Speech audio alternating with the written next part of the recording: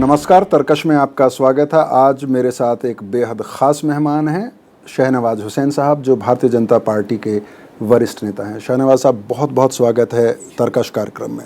एक स्वाभाविक सा सवाल है, 2014 को लेकर तमाम राजनीतिक दल तैयारियां कर रहे हैं, आपकी पार्टी भी तैयारी कर रही है, लेकिन जिस तरह से पिछले कुछ दिनों में आपकी पार्टी ने मुद्दे उठाए, वो मुद्दे बदलते से नज़र आ रहे हैं।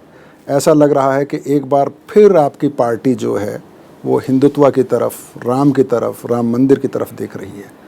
देखिए, मैं बीजेपी का प्रवक्ता हूँ, बहुत जिम्मेदारी से कहना चाहता हूँ कि भारतीय जनता पार्टी जो देश के मुद्दे हैं, जो आम आदमी के मुद्दे हैं, जिससे आम आदमी परेशान है, महंगाई, भ्रष्टाचार, ये जो घोटाला हुआ, यही मुद्दा रहेगा। हमारे विरोधी हमारे खिलाफ साजिश करते हैं, वो चाहते हैं मुद्दा बदल देना, वो चाहते हैं, हमारे विरोधी खासकर कांग्रेस के लोग चाहते हैं कि वो सांप्रदायिकता और धर्मनिरपेक्षता के मुद्दे पर चुनाव में जाएं ताकि वो गोलबंदी कर सकें।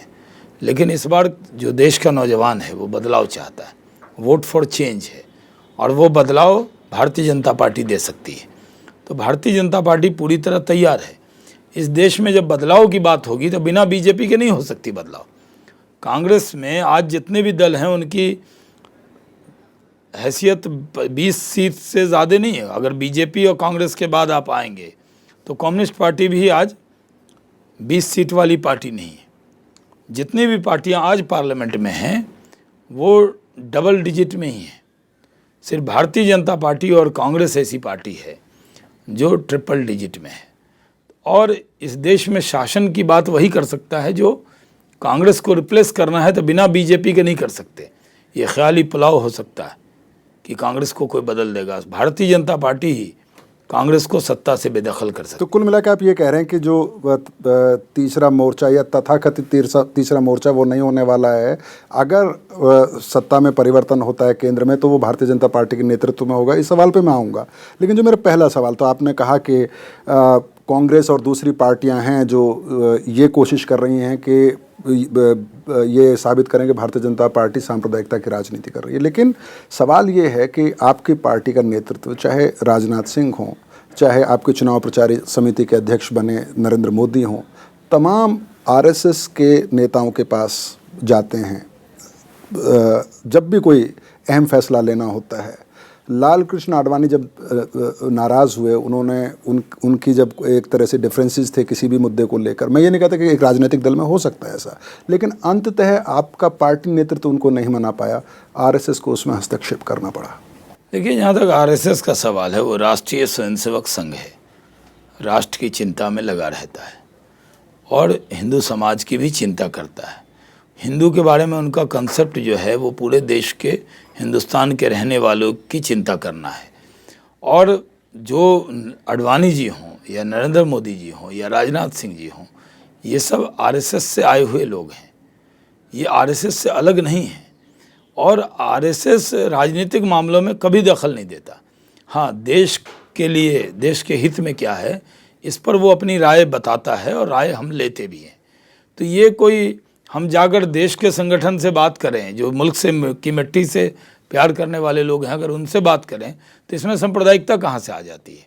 तो हम लोग राजनीतिक फैसले भारतीय जनता पार्टी अपने दम पर लेती है। एक पार्लियामेंट्री बोर्ड है, वो निर्णय के लिए आखिरी बॉडी है। पार्लियामेंट्री बोर्ड तय करता है नीति, केंद्रीय चुनाव समिति है जो तय करती है कि कौन कहाँ से चुनाव लड़ेगा, केंद्रीय चुनाव अभियान समिति है जो अभियान को चलाती है। तो इस तरह का फॉर्मेट बना हुआ है। तो भारतीय जनता पार्टी पूरी तरह से इस देश में कैसे कांग्रेस को हटाया जाए, इसके लिए हम तैयारी कर रहे हैं। कांग्रेस शासन में है, वो तरह तरह से मुद्दे को डाइवर्ट करना चाहती है, लेकिन वो होने वाला नहीं है। मुद्दों को डाइवर्ट करने पर भी बात करेंगे। जो मुद्दे हैं, जो मैंने शुरू में भी कहा कि बहुत सारे मुद्दे आप लोगों ने उठाए, उनका क्या हुआ। लेकिन एक और सवाल इसी मुद्दे पर पूछ लेता हूँ आपसे। अमित शाह उत्तर प्रदेश के इंचार्ज हैं आपकी पार्टी की तरफ से, उनको मोदी जी का बड़ा विश्वास पात्र माना जाता है, उनके साथ ही रहे हैं वो अयोध्या जाते हैं, एक बार फिर बात वहीं आती है और आप हैं कि लगातार कह रहे हैं कि आप इससे बहुत दूर हैं। देखिए, पार्टी की ऑफिशियल लाइन है, अधिकृत लाइन है कि राम मंदिर का मुद्दा अभी अदालत में है, आपसी बातचीत से, अदालत के निर्णय से इसका हल होगा। भारतीय जनता पार्टी इस पर राजनीति नहीं करना चाहती है। ये राजनीति का मुद्दा बीजेपी ने न बनाया है न बनाएंगे। अभी स्टेटस को ये है कि आज एक अदालत में फैसला हुआ है, दूसरी अदालत में है, तो दोनों समाज के लोग मिलकर कोई निर्णय पर आए तो ज़्यादा अच्छा है। तो इसके लिए प्रयास जारी है। हाँ, अमित शाह वहाँ गए थे, तो गए तो जब सवाल पूछेंगे तो कोई मंदिर जाएगा तो अगर कह दे कि राम जी की कृपा हो, तो इसमें मैं मस्जिद जाऊँगा तो खुदा का करम हो, तो मैं तो यही कहूँगा। तो किसी हिंदू को इस देश में राम का नाम लेने पर कांग्रेस रोक लगाएगी क्या?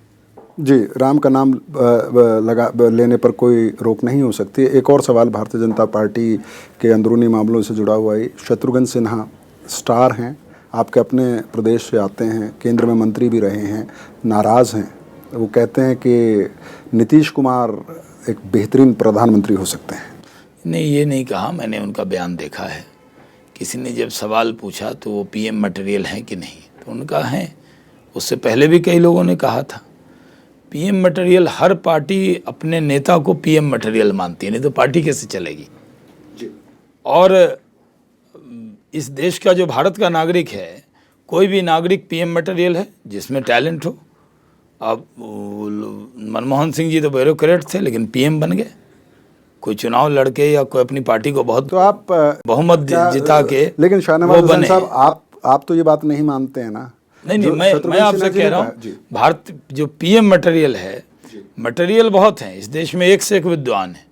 जो पीएम बना दे तो उसके लायक हैं, मटेरियल हैं, क्योंकि भारत के नागरिक हैं। और सवाल ये है कि पीएम बनने के लिए 272 का जादू ही आंकड़ा चाहिए। वो लाने की हैसियत या तो कांग्रेस में है या बीजेपी में है। अब ये तो हम नहीं कह सकते कि कोई पीएम मटेरियल, मैं आपको कह दूं, मैं आपको मानता हूं आप पीएम मटेरियल हैं, लेकिन उसके लिए आपके साथ एमपीज चाहिए, 272 चाहिए। तो जो पार्टी, नीतीश कुमार जी की पार्टी लड़ती 40 है और जीतेगी 272, क्या मतलब? आप उसके लिए 500 जगह चुनाव लड़ना पड़ता है, जनता के बीच में जाना पड़ता है। तो प्रधानमंत्री अगली बार शत्रुघ्न सिन्हा जी, जो आज भारतीय जनता पार्टी के सदस्य हैं, उन्हीं की पार्टी का प्रधानमंत्री बनेगा, क्योंकि कांग्रेस को रिप्लेस करने की ताकत अगर किसी पार्टी में है तो शाहनवाज हुसैन और शत्रुघ्न सिन्हा की पार्टी भारतीय जनता पार्टी में है, और भारतीय जनता पार्टी का ही कार्यकर्ता लाल किले पर तिरंगा झंडा फहराएगा। शाहनवाज हुसैन साहब, भारतीय जनता पार्टी की सरकार अगर बनेगी तो कैसे बनेगी, कैसे बीजेपी का प्रधानमंत्री बनेगा, ये बातचीत जारी रखेंगे एक बेहद छोटे से ब्रेक के बाद।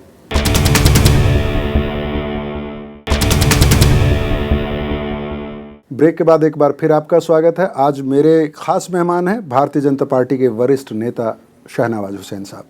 शाहनवाज हुसैन साहब, आपने शुरू में जब बात की तो आपने कहा कि इस देश में अगली अगर कोई सरकार बनेगी तो या तो कांग्रेस के नेतृत्व में बनेगी या भारतीय जनता पार्टी के नेतृत्व में बनेगी, कोई और मोर्चा नहीं बनेगा। और मोर्चा की बात छोड़ते हैं, अभी भारतीय जनता पार्टी की बात करो। देखिए, और मोर्चा मैंने इसलिए कहा कि पहले जो कम्युनिस्ट पार्टी के लोग हैं वो 50-60 सीट जीत कर आते थे, और जो मोर्चा बनता था उसको बीजेपी के जलन में, हसद में उसके साथ हो जाते। खैर, अभी तो वामपंथी खुद भी ममता जी ने अभी उसका कितना बुरा हाल पंचायत में किया है।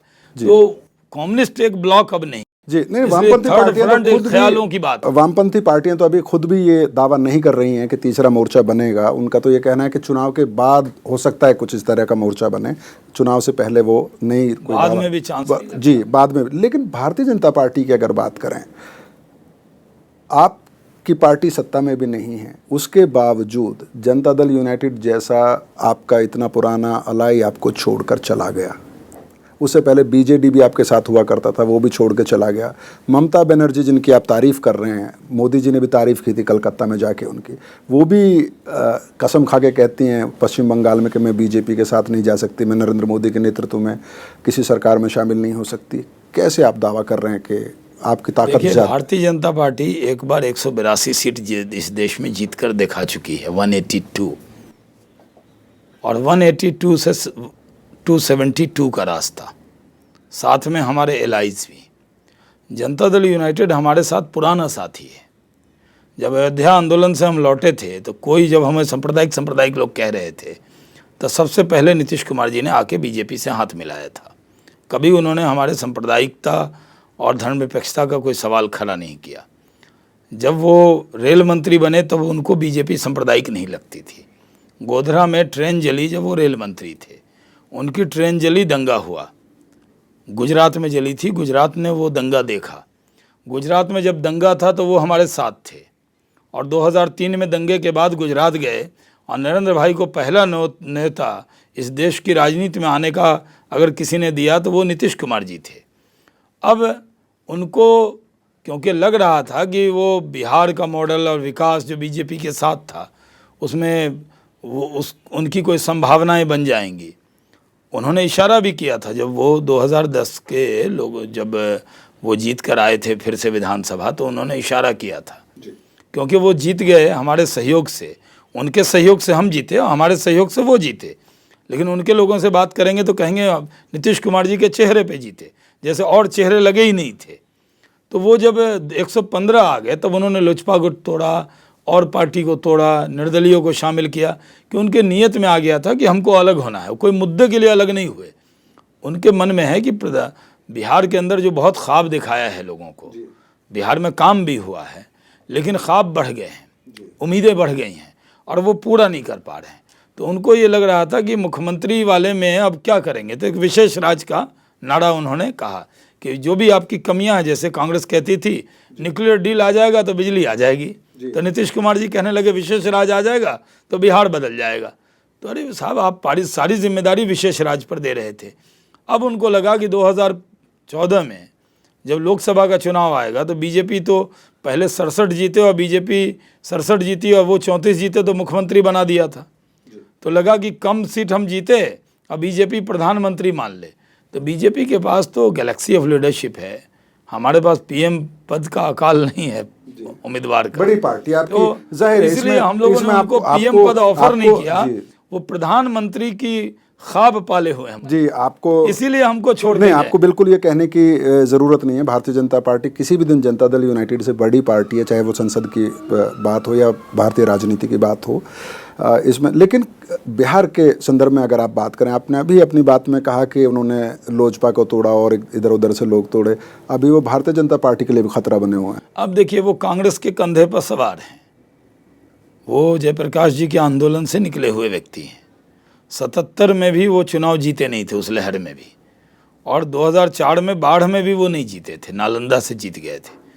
तो उनको 2005 में जब वो लड़े थे विधानसभा तो पूरा चुनाव वो अपने दम पर लड़े थे, तब 7 सीट आई थी बिहार में। बीजेपी के सहयोग से वो आगे बढ़े हैं। उनको कसौटी पे कसा जाएगा 2014 के चुनाव 2014 में नीतीश कुमार जी की परीक्षा हो जाएगी, उनका फैसला सही था या गलत था। लेकिन जहां से हमने बात शुरू की थी अपने सेकंड हाफ में कि जो बाकी अलाइज हैं आपके, ममता बनर्जी ने साफ कह दिया है कि वो बीजेपी के साथ नहीं आएंगे नरेंद्र मोदी के नेतृत्व पे। बीजेडी ने पिछले चुनाव में जब चंदन मित्रा जी उन्हें मनाने गए, लेकिन वो भी गए धीरे धीरे। जब आप सत्ता में थे और आज जब 2014 में सत्ता की दावेदारी आप कर रहे हैं, आपके देखिए अभी कांग्रेस सत्ता में है, कांग्रेस के पास सारी इंटेलिजेंस ब्यूरो है, सीबीआई है, सब कुछ है। तो उसके पास एक फेविकॉल है सबको जोड़ने का। हमारे पास कोई फेविकॉल नहीं है अभी जोड़ने का लोगों को।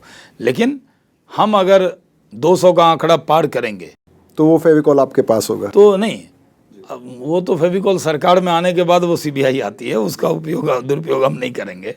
लेकिन अगर हम 200 के आंकड़े बीजेपी अपने दम पे पार करे और साथ में हमारे एलाइज, तो कुछ दल हमसे जुड़ेंगे जिनका नाम लेना सही नहीं है, जिनसे बातचीत हो गई है कई से। जयललिता से आप उम्मीद नहीं, किससे अभी हम किसी का नाम नहीं लेंगे, हम किसी को इस परेशानी में नहीं डालना चाहते शहनवाज साहब। लेकिन हम ये कह सकते हैं कि भारतीय जनता पार्टी की सरकार बनेगी 2014 में। फिर तरकश के कसौटी पर मैं कसा जाऊंगा, आप मेरे से इंटरव्यू लीजिएगा। सरकार भारतीय जनता पार्टी की बनेगी। अच्छा लगता है, जिससे केंद्र के लोगों को लग रहा है सब कुछ अच्छा चल रहा है। इंदिरा जी को भी लगता था सब कुछ 77 में अच्छा चल रहा है, लेकिन वो हुआ नहीं था। चलिए साहब, नीतीश कुमार जी को भी लग रहा है कि सब कुछ अच्छा चल रहा है, वो है। बिल्कुल आपके साथ फिर बैठ के तर्कश में बात करेंगे, लेकिन जो हो चुका है उसी पे बात करते हैं। आपने कहा कि नीतीश कुमार जो है वो प्रधानमंत्री का सपना पाल रहे हैं, इसलिए वो भारतीय जनता पार्टी से दूर चले गए, बस सिर्फ। और आपने बहुत साफ गोई से कहा कि उन्होंने आपको जीतने में मदद की, अगर आपने उनको जीतने में मदद की। लेकिन जहाँ तक नरेंद्र मोदी का सवाल है, मुझे याद है जब बिहार का पहला चुनाव आप लोगों ने मिलके लड़ा था, आप एकमात्र भारतीय जनता पार्टी के नेता थे जिनको नीतीश कुमार अपनी रैलियों में प्रीफर करते थे। ऐसा नहीं है कि नरेंद्र मोदी पे उनका स्टैंड नया है। देखिए, हम लोग भारतीय जनता पार्टी पूरी वफादारी से उनके साथ रही है। कई बार शाहनवाज साहब, आप ईमानदारी से बताइए, क्या ये बात सही नहीं है कि उमा भारती के साथ भी उन्होंने रैलियां करनी प्रीफर नहीं की? मैं वही कह रहा हूँ कि भारतीय जनता पार्टी में सब एबीवीपी से आए हुए लोग हैं, संघ से आए हुए लोग हैं। जो अरुण जेटली जी की सोच है, जो उमा जी की सोच है, जो नरेंद्र मोदी जी की सोच है, जो अडवाणी जी की सोच है, वो तो विचारधारा सेकुलर या कॉमनल होती है, कोई व्यक्ति नहीं होता। आइडियोलॉजी पे होता है कि आप किस आइडियोलॉजी को फॉलो करते हैं। तो जिस आइडियोलॉजी को लोग फॉलो करते हैं, मैं भी भारतीय जनता पार्टी में हूँ, तो मैं तो अपने आप को नहीं कह सकता मैं मुसलमान हूँ, इसलिए मैं अलग। शहनवाज साहब, पब्लिक परसेप्शन हाँ, चीज, पब्लिक परसेप्शन है, लेकिन भारतीय जनता पार्टी के सब लोगों ने साथ दिया था। हमने बड़ा वफादारी से अब चलाया, इसलिए एक शेर है ना, हम बावफा थे इसलिए नज़रों से गिर गए, शायद तुझे तलाश किसी बेवफा की थी। तो उनको कांग्रेस की तलाश थी। अब कांग्रेसियों से बड़ी दोस्ती हो रही थी। हमारी सरकार में रहते कांग्रेस के मंत्रियों की अगवानी करना, उनको भोजन कराना, उनकी तारीफ करना, उनसे तारीफ लेना, नीतीश कुमार वो तो कांग्रेस के साथ जाने ही वाले थे। देखिए, मैं जिस तरह से आपसे बात कर रहा हूँ शरद यादव जी से, उसी दौर में जब वो ये सब कर रहे थे, मैंने उनसे ये सवाल पूछा था और उनसे ये भी पूछा था कि भारतीय जनता पार्टी बहुत कंफर्टेबल नहीं है आप जिस तरह से कांग्रेस के साथ दोस्ती दिखा रहे हैं। उनका बिल्कुल साफ कहना था कि वो बिहार को विशेष राज्य का दर्जा दिलाने के लिए ये एक्सरसाइज कर रहे हैं। और अरे तो विशेष राज्य लेने के लिए कांग्रेस में मर्ज कर जाएं, उसमें भी हमको क्या दिक्कत है? अगर नीतीश कुमार जी की जेडीयू पार्टी कांग्रेस में मर्ज कर जाए और विशेष राज्य बिहार को दिला दे, और कांग्रेस के साथ समझौता क्या करना? जब वो सदाकत आश्रम तक चले गए थे चिदम्बरम साहब को छोड़ने के लिए, तो 2 कदम और बढ़ जाते तो कांग्रेस दफ्तर ही चले गए थे। हमें मालूम है कांग्रेस से उनके रिश्ते हैं। अगर आपके राज्य की भलाई के लिए 4 कदम आगे बढ़ना भी पड़े, हाँ तो चले जाएं, हमें कोई इतराज़ नहीं है।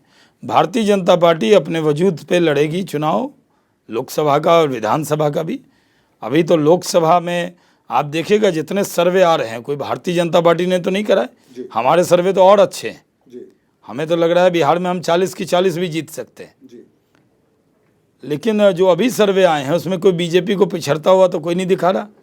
बीजेपी पहले से भागने वाली है। लेकिन जो राष्ट्रीय स्तर पर जो सर्वे हुए हैं उसमें एक भी सर्वे ने ये भी नहीं दिखाया है कि भारतीय जनता पार्टी सरकार बढ़त दिखाया ना, बढ़त दिखाई है, निश्चित बढ़त दिखाया। लेकिन एक बार सरकार बनाने के लिए कितनी बढ़त आपको चाहिए? मैं आपको बता दूं, आजकल पहले वोटिंग होती थी 30% 40%, जी आजकल वोटिंग बहुत होती है। देखिए बंगाल हो या त्रिपुरा हो, लेकिन हर बार मैं आपको बता दूं कि अगर ट्रेंड बन गया ना भारतीय जनता पार्टी का ये आगे, तो जनता हमें धकेल के पहुंचा देगी, यहाँ सत्ता में ला के बैठा देगी। चलिए हंग नहीं रखेगी। एक और छोटे से ब्रेक पे जाना है, उससे पहले एक सवाल का जवाब दे दीजिए कि आप अगर अपने मुख्यमंत्रियों की तुलना करें, नरेंद्र मोदी के गुजरात, उनको विकास पुरुष कहा जा रहा है, ही इज़ ए डूअर ये कहा जाता है, वो काम करते हैं, वहाँ कोई फाइल क्लियर होने में टाइम नहीं लगता है। लेकिन अगर आंकड़े आप देखें, अभी पिछले दिनों एक अखबार में एक आर्टिकल में पढ़ रहा था कि उड़ीसा और बाकी जो और गरीब राज्य हैं जहाँ ज़्यादा गरीब तादाद में लोग रहते हैं, उनसे भी इनकम बढ़ने के उसमें परफॉर्मेंस बहुत अच्छा नहीं है।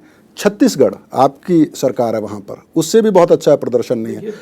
मध्य प्रदेश के मुख्यमंत्री शिवराज चौहान जो चुपचाप खामोशी से काम कर रहे हैं, उनको आपने उस तरह से प्रोजेक्ट नहीं किया। नरेंद्र मोदी जिसको लेकर आपकी पार्टी में भी दिक्कत है, आपके अलाइज को भी दिक्कत है, आप शत्रुघ्न सिन्हा को भी दिक्कत हो रही है, आखिर क्या ऐसी बात थी कि भारतीय जनता पार्टी ने उनको प्रचार समिति का अध्यक्ष बनाया और बड़े बड़े नेता? देखिए पिछले चुनाव में भी जब नीतीश कुमार जी हमारे साथ थे तो वेस्ट में इन पूरी तरह भारतीय जनता पार्टी के कमान, प्रचार की कमान नरेंद्र भाई के पास था। अभी वो फिर से 3 बार जीते हैं और भारतीय जनता पार्टी में नए नहीं आए।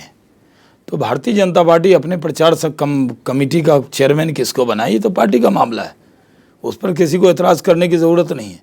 लेकिन बहाना बना लीजिए, अब मन में कुछ हो, ज़बां पे कुछ हो, ये तो नहीं होगा। यानी दिल में है प्रधानमंत्री का पद और ज़बान पे मोदी जी का नाम, ये कैसे चलेगा भाई? मोदी जी का बहाना करके आप प्रधानमंत्री बनना चाहते हैं। नहीं, मेरा सवाल ये है तो शाहनवाज साहब, इसलिए कि भारतीय जनता पार्टी ने भारतीय जनता आखिर पार्टी इतना में बड़ा दांव मोदी मैंने जी कहा पे ही ना, क्यों? जी। सबसे लगातार 3 चुनाव जीता, बहुत अच्छा कैंपेन चलाते रहे हैं। जब आज से 20 साल पहले एकता यात्रा हुई थी डॉक्टर जोशी जी की, उसकी कमान उनके हाथ में थी, वो मैनेजर थे उस वक्त। तो उतना पहले इतना अच्छा किया था, तो हम अपनी पार्टी में लेकिन ये भी बात हम सही है किसको ना, कमान ये दे, भी- इस पर किसी को क्या? नहीं, नहीं, अब निश्चित राहुल तौर- गांधी को उपाध्यक्ष बना दिया, निश्चित क्या राहुल जी से टैलेंटेड लोग बहुत सारे होंगे कांग्रेस में, निश्चित, लेकिन राहुल जी को बनाया तो हमने तो एतराज नहीं किया। शाहनवाज साहब हमारे यहाँ नरेंद्र निश्चित मोदी तौर सबसे पर- बेहतर थे, हमने बना दिया उनको। शाहनवाज साहब निश्चित कैंपेन तौर बढ़िया पर- चलाते हैं, बना दिया। निश्चित तौर पर भारतीय जनता पार्टी को यह अधिकार है कि वो तय करे कि उसकी चुनाव प्रचार समिति का अध्यक्ष कौन होगा। किसी राजनीतिक पार्टी को हक नहीं है कि वो उस पर उंगली उठाए, उस पर सवाल करे, लेकिन एक पत्रकार को यह हक है। और इसीलिए मैं आपसे पूछ रहा हूं कि आपके जो जब नरेंद्र मोदी बहुत बेहतरीन मेरा सवाल सुन लीजिए, बस सब मेरा सवाल सुन लीजिए कि नरेंद्र मोदी के नाम पर आपके कार्यकर्ताओं में जोश आया, आप उनको एक कर सकते हैं, बहुत बेहतरीन वक्ता हैं, अच्छे प्रचारक हैं, अच्छे ऑर्गेनाइजर हैं, लेकिन ये भी बात फैक्ट है कि अगर भारतीय जनता पार्टी को उनसे लाभ है, एक लिमिटेशन भी है, एक दीवार भी बन जाती है कि अगर नरेंद्र मोदी नेतृत्व में है तो ये नहीं आएंगे, ये नहीं आएंगे, ये नहीं आएंगे, आपके पार्टी के ये नेता नाराज़ हैं, ये नेता नाराज़ हैं, ये नेता नाराज़ है। आपके पास इतने बड़े नेता हैं, चुनाव तक इंतजार कर लेते, पार्टी का एक नेतृत्व है, उसके नेतृत्व में चुनाव लड़ लेते। देखिए, हमने अभी प्रचार की कमान उनको दी है, और हमारे जो और चीफ मिनिस्टर हैं, वो दोनों चीफ मिनिस्टर चुनाव में जा रहे हैं नवंबर में, शिवराज सिंह चौहान, रमन सिंह जी, और वो चुनाव अपने स्टेट का लड़ चुके हैं। हमारी पार्टी ने बहुत सोच समझ के विचार करके उनको कमान दिया है, और वो प्रचार चलाएंगे। और जहाँ तक सवाल है कि किसको क्या एतराज़ है, तो पार्टी हम अपने हिसाब से चलाएंगे या दूसरे के हिसाब से चलाएंगे? हम अपने मन से चलाएंगे या दूसरे के मन से पार्टी चलाएंगे? जी, तो आप ये मानते हैं कि ये पार्टी का ये फैसला सही है और इसका एकदम फायदा पार्टी को मिलेगा? पार्टी में उत्साह है उनके बनने जी से। बिल्कुल। शाहनवाज साहब, ये बातचीत जारी रखेंगे, संसद से जुड़े कुछ मुद्दों पर बात करेंगे। सांसद के तौर पर जो आपका तजर्बा है, आपकी भूमिका है, आपका आकलन है, उस पर बात करेंगे, लेकिन एक और छोटा सा ब्रेक।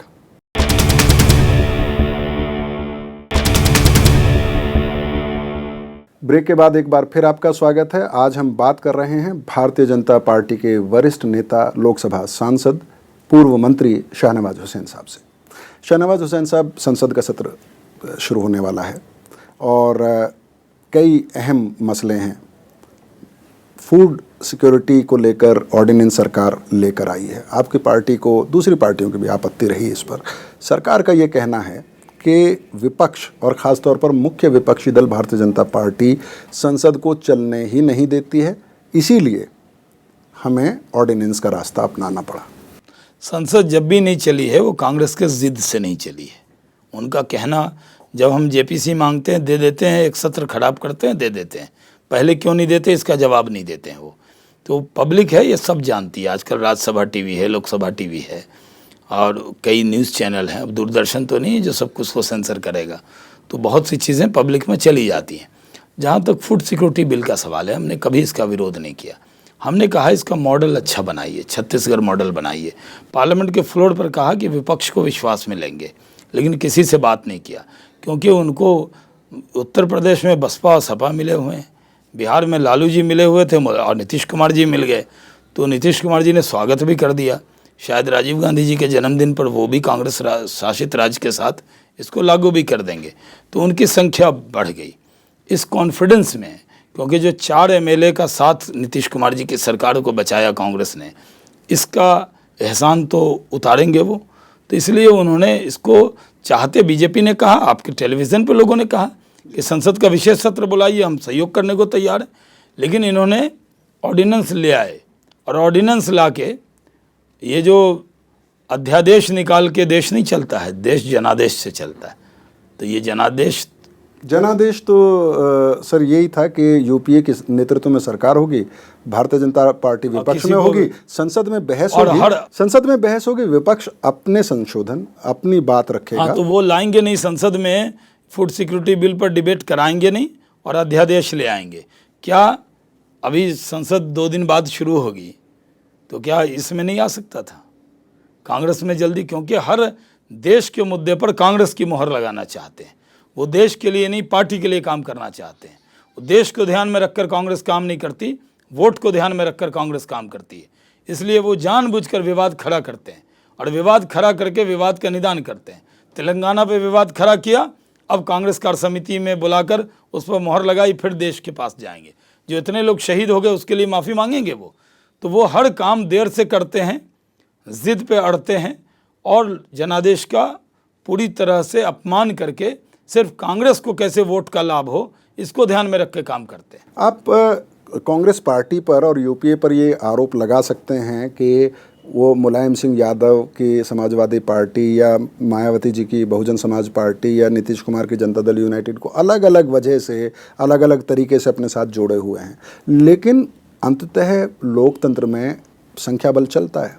आज उनकी सरकार है, उनके पास संख्या बल, तभी तो सरकार है, लेकिन संसद में जो विधायी काम है वो नहीं कर पा रहे हैं।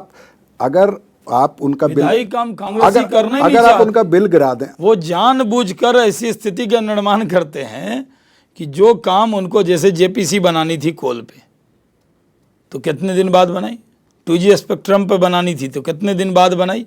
यानी वो संसद का समय बर्बाद करते हैं। मेरा सवाल, कभी कोई कांग्रेस में तर्कश में कोई कांग्रेस का नेता बने तो मेरे तरफ से सवाल पूछिएगा कि पूरा सत्र बर्बाद करके वो बात मानते हो, क्यों मानते, बाद में पहले दिन क्यों नहीं मानते? इस सवाल का जवाब मैंने कई बार मांगा, फिर मांगेंगे, लेकिन आप एक सवाल का जवाब दीजिए। इस सत्र में, संसद के इस सत्र में क्या भारतीय जनता पार्टी जितनी उसकी ताकत है उससे विरोध करे, संशोधन लाए, लेकिन सदन का बहिष्कार करने की जो घोषणा विपक्ष कर देता कि अगर जब तक अश्विनी कुमार और ये इस्तीफा नहीं दे देते हैं हम संसद नहीं चलने देंगे। अच्छा, संसद नहीं अच्छा चलने, याद दिलाया, संसद नहीं चलने देंगे। अच्छा ये बताइए, हमारे पास सरकार को दबाव में लाने के और क्या तरीके हैं? क्या तर्कश में डिबेट से दबाव में आएंगे वो? नहीं, हमारे पास पार्लियामेंट में अगर हमने दबाव न बनाया होता तो ये दोनों मंत्री बैठे हो सर धरने। हमने दबाव न बनाया होता तो राजा जेल न जाते, हमने दबाव न बनाया होता तो कलमाड़ी जेल न जाते। राजा जेल, हमने लड़ाई लड़ी, राजा जेल गए, PIL और सुप्रीम कोर्ट। नहीं, हमने दबाव बनाया देश के अंदर। PIL भी है, सुप्रीम कोर्ट भी है, संसद भी। देश की सड़कें जो हैं वो प्रदर्शन की जगह हैं, संसद बहस की जगह है। संसद बहस की जगह है क्या? मुंह पे टेप लगा लें? कांग्रेसियों के गलत काम पे ताली बजाने के लिए आए हैं पार्लियामेंट में? आए हैं, हमारे लोगों ने हमको चुना है, हमें ये कह के नहीं चुना था। हमारे में प्रधानमंत्री देख रहे थे, वो हमारे में सरकार देख रहे थे, हमें चुना, हम उनकी आवाज़ को संसद में आकर उठाएंगे। लेकिन कांग्रेस अगर ये सोचे कि मार्शल लॉ लग गया है, जो हम कहेंगे वही होगा, लोकतंत्र में विपक्ष का कोई रोल नहीं है, तो क्या उसको बर्दाश्त करेंगे? आखिरी सवाल, कब हमें विश्वास में लिया कांग्रेस ने? कभी विश्वास में नहीं लिया। सिर्फ संसद चलने दीजिए, हमें गलत काम करने दीजिए। वाह। शाहनवाज साहब, आखिरी सवाल, इस सत्र में कामकाज होगा? बहुत बहुत शुक्रिया शाहनवाज हुसैन साहब। जितनी बार आपसे मैं मिलता हूं उतनी बार मेरा विश्वास बढ़ता है कि आप बहुत ही शानदार व्यक्ति और बेहतरीन वक्ता हैं। बहुत बहुत शुक्रिया। तर्कश में अगले मेहमान के साथ आपसे फिर मुलाकात होगी, तब तक के लिए मुझे अनुमति दें। नमस्कार।